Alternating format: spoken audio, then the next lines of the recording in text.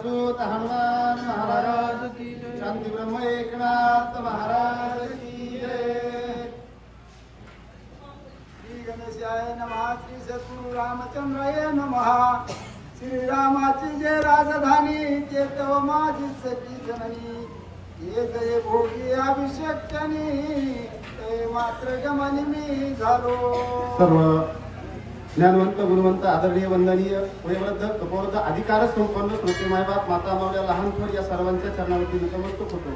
गुरुवर्य गुरुनाम भगवान बाबा, गुरुवर्य गुरुनाम माऊली दादा आणि भक्त शिरोमणी हनुमानजी यांच्याही चरणाला आपण निपात करून या ठिकाणी वेळा आपल्या शब्दामध्ये कथेचं अनुसंधान सांगण्याचा प्रयत्न करू। कथा प्रत्येकाची या ठिकाणी सत्व परीक्षा आहे महाराज। भारद्वाज ऋषी सारखे ऋषी भरताविषयी हे शब्द बोलते। त्यावेळेस भक्तीपण भरत भक्तीमध्ये जे रथ आहेत का त्यांचं नाव भरत आहे, पण तीही पराकाष्ठाची खरोखरच असणारा लोभ नाही का? पण बघा एक चूक केली का त्याचं बाकी सर्व विसरून जाते। की भरताला आईनं केलेलं कृत्य प्रत्येकाला तोंड द्यावं लागायले, कितीतरी निर्वाणीचे शब्द सांगू लागले भरतजी।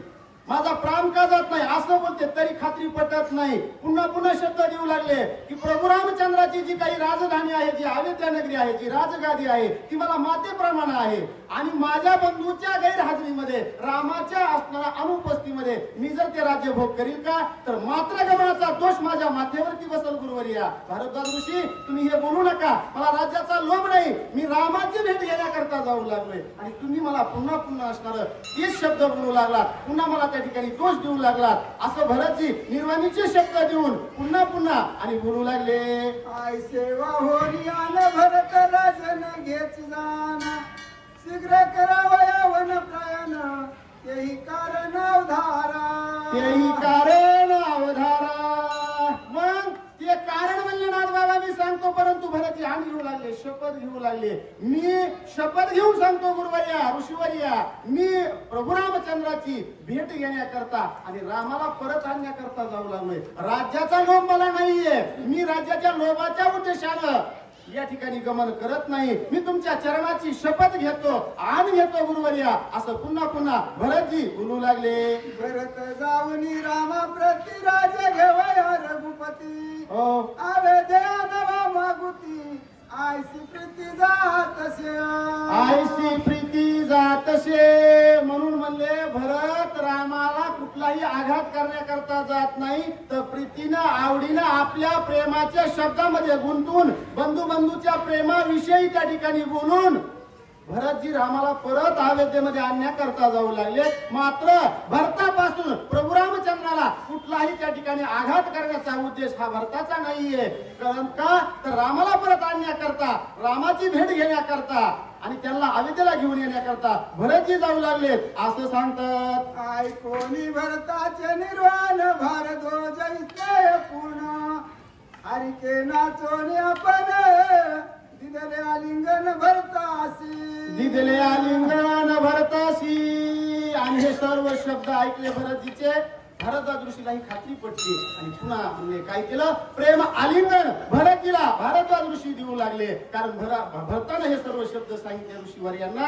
गुरुवर्या ऐका, माझी ही मी शपथ घेऊन सांगतो, मी प्रभू रामचंद्राची भेट घेण्याकरता आणि रामाला परत आणण्याकरता जाऊ लागलेलो या असे हे निर्वाणीचे शब्द आण घेऊन बोलल्याच्या नंतर उठले, प्रेम आलिंगन दिलं भरतजीला भारद्वाज ऋषीनं आणि पुढे काय केलं नमान पुढती आलिंगन पुढती त्याचे वंदिचरण भारद्वाजाची प्रेम पूर्ण आपण आपण विसरला।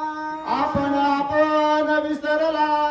मग ही भगवत आमच्या मला वाटते बडे महाराजांनी सांगितले, विलास महाराजांनी, ज्याची त्याच्या अधिकारानं ज्याची त्याला किंमत कळली पाहिजे। भारद्वाज ऋषी भरताचे हे शब्द ऐकले आणि त्याच्यानंतर म्हणले स्वतःचा विसर पडला, आपण त्या ठिकाणी दोघांना विसर पडला, प्रेम आलिंगन दिलं का तर हे भरतीचे काही असणारी भक्ती होती, जे प्रेम होतं रामाविषयीचं हे शपथ घेऊन सांगितल्याच्या नंतर प्रेम आलिंगन दिलं, स्वतःच्या देहाचा विसर पडला। पुढे काय झालं वाल्मिकी गुरुचे आज्ञा पूर्ण भगवत भक्त द्यावे आलिंगन येणे शरीराती पावन समाधान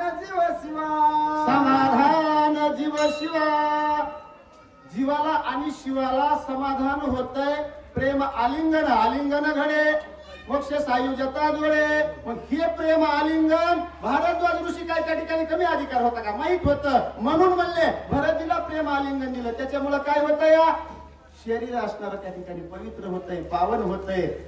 स्नानानं शरीराची शुद्धी होती, ध्यानानं मनाची शुद्धी होती, दानानं धनाची शुद्धी होती आणि मौनानं वाणीची शुद्धी होती.